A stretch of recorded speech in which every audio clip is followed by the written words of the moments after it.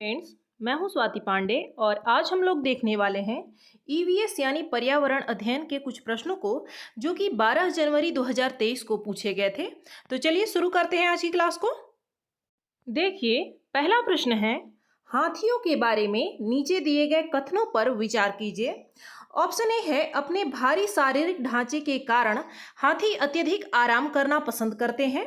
B है, यहाँ तक कि 3 माह के हाथी के बच्चे का भार लगभग 200 किलोग्राम होता है। सी है, इन्हें कीचड़ और पानी में खेलना बहुत पसंद है। और डी है, हाथियों के झुंड में नर और मादा हाथी अपने बच्चों के साथ घूमते हैं। सही कथन है, इनमें से इन चारों में से सही कथन का चयन आपको करना है। तो देखिए, यहाँ पर जो सही कथन है वो है हमारा बी और सी। यहाँ पर जो ऑप्शन फर्स्ट में है कि हाथी जो है अत्यधिक आराम करना पसंद करते हैं, तो यह कथन गलत है। साथ ही साथ हाथियों के झुंड में केवल मादा हाथी और उनके बच्चे होते हैं, नर हाथी नहीं होता है। वो बच्चे जब थोड़े बड़े हो जाते हैं, बच्चों में नर और मादा दोनों हो सकते हैं, लेकिन नर हाथी, वयस्क नर हाथी नहीं होता है। इसलिए ऑप्शन डी भी गलत है। इसलिए ऑप्शन बी और सी सही है। हाथी को कीचड़ और पानी में खेलना पसंद होता है और लगभग 3 माह के हाथी के बच्चे का भार जो है वो 200 किलोग्राम तक होता है। इसलिए बी और सी सही है। दूसरा प्रश्न है, केरल की उच्च स्तर की वैज्ञानिक सैन्य कला जो प्रचलित है उसे कहते हैं। ऑप्शन फर्स्ट है थयम, सेकंड है मुडियेट्टू, थर्ड है वेलाकाली और फोर्थ है कलरियट्टू।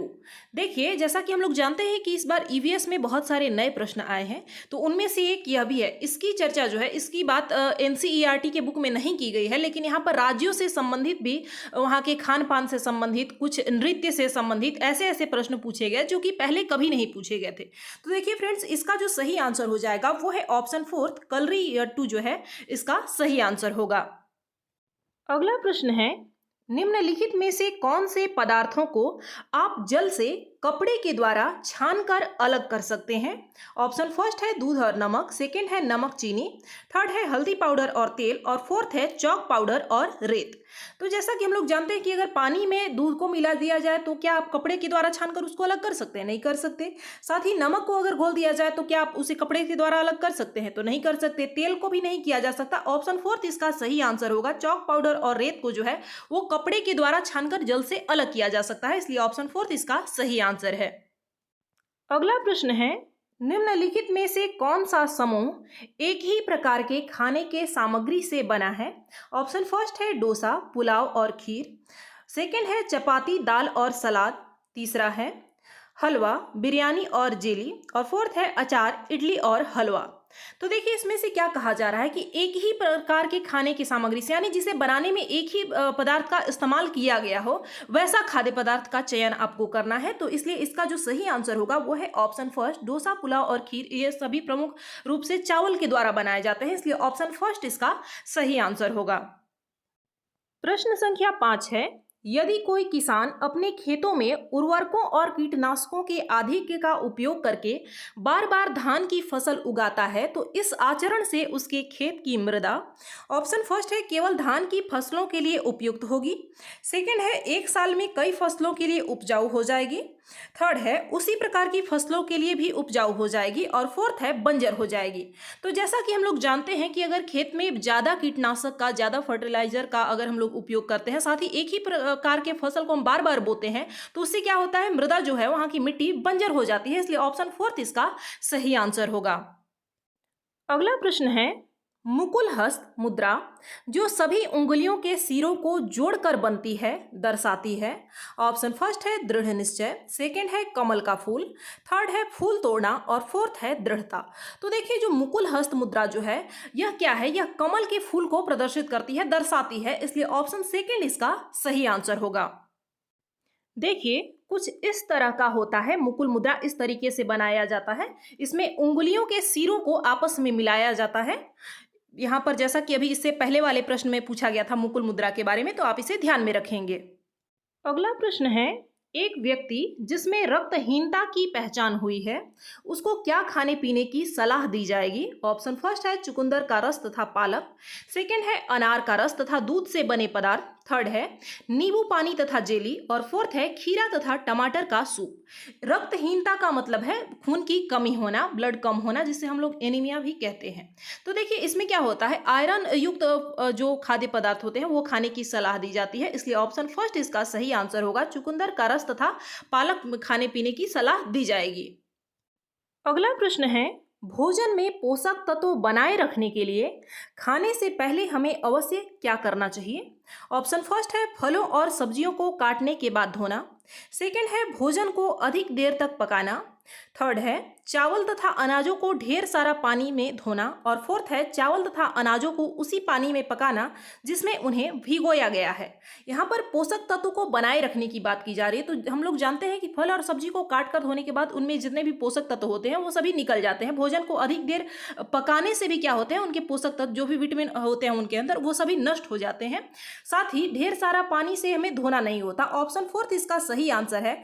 चावल या अनाज हम जिस पानी में उसे भिगोए हैं उसी पानी का इस्तेमाल अगर हम खाना पकाने में करते हैं तो उससे पोषक तत्व बने रहते हैं खाद्य पदार्थ में, इसलिए ऑप्शन फोर्थ इसका सही आंसर होगा।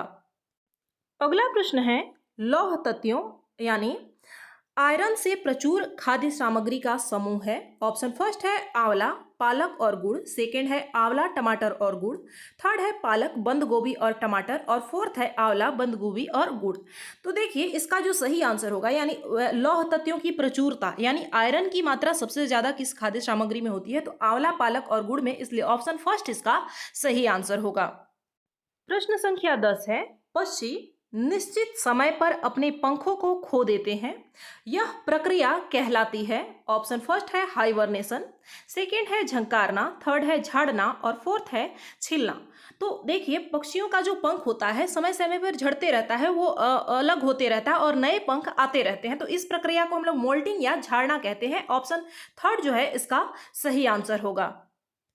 अगला प्रश्न है, किसी क्षेत्र में जल की कमी कही जाती है जब? ऑप्शन फर्स्ट है सभी घरों को रोजमर्रा के कार्यों के लिए पानी मिलता है। सेकंड है उस क्षेत्र में पानी केवल नलों से आता है। थर्ड है प्राप्त होने वाला पानी पीने व खाना पकाने के लिए असुरक्षित है। और फोर्थ है प्राप्त पानी से लोग धोने व सफाई का काम कर सकते हैं। यहाँ पर प्रश्न क्या पूछा जा रहा है कि किसी भी क्षेत्र को हम जल की कमी वाले कब कहेंगे कि इस क्षेत्र में जल की कमी है? अगर सभी घरों को रोज के काम के लिए पानी मिल रहा है तो वहाँ कमी कहाँ है? नहीं है। साथ ही हम कहाँ से पानी, नल से ला रहे हैं, कुएं से ला रहे हैं, कहीं से भी ला रहे हैं, लेकिन हमारे पास पानी तो है, तो इसे भी जल की कमी वाला क्षेत्र नहीं कहा जा सकता है। ऑप्शन थर्ड इसका सही आंसर होगा कि जो भी पानी हमें प्राप्त होता है, जो भी मिलता है, अगर वह पीने के लिए या फिर खाना पकाने के लिए असुरक्षित है, कम पड़ रहा है, तो क्या कहेंगे कि यहाँ पर जल की कमी है, इसलिए ऑप्शन थर्ड इसका सही आंसर है। अगला प्रश्न है, कुडुक भाषा में तुरंग का निम्नलिखित अर्थ है। ऑप्शन फर्स्ट है वन उत्पाद, सेकंड है वन, थर्ड है वनवासी, फोर्थ है निष्फल वन। देखिए यह प्रश्न सीटेट में कई बार पूछा जा चुका है और यह जो है एनसीईआरटी से लिया गया है। जैसा कि हमने जब एनसीईआरटी समरी की क्लास की थी तो हमने इस चीज को पढ़ा था। ऑप्शन सेकंड इसका सही आंसर होगा। कुडुक भाषा में तुरंग का मतलब होता है वन या जंगल। अगला प्रश्न है, आपका घर एक्स पर स्थित है तथा दूध की दुकान वाई पर स्थित है। आपके घर से दूध की दुकान तक जाने के लिए कोई सीधा रास्ता नहीं है, अतः पहले आप ए पर जाते हैं जो एक्स के ठीक उत्तर में 50 मीटर की दूरी पर है। फिर बी पर जाते हैं जो ए के ठीक पश्चिम में 60 मीटर दूरी पर है। फिर सी पर जाते हैं जो बी के ठीक उत्तर में 50 मीटर दूरी पर है। और अंत में आप वाई पर दूध की दुकान पर पहुंचते हैं जो सी से ठीक पूर्व में 100 मीटर की दूरी पर है। दूध के दुकान के सापेक्ष आपके घर की दिशा है। 4 ऑप्शन आपको दिए गए हैं। देखिए यहाँ से लगभग हर बार प्रश्न पूछे ही जाते हैं डायरेक्शन से, कभी कभी इसमें डायरेक्शन के साथ साथ दूरी भी पूछ ली जाती है। तो इस प्रश्नों में आपको सबसे पहले यह याद रखना है कि कौन सी दिशा किधर है।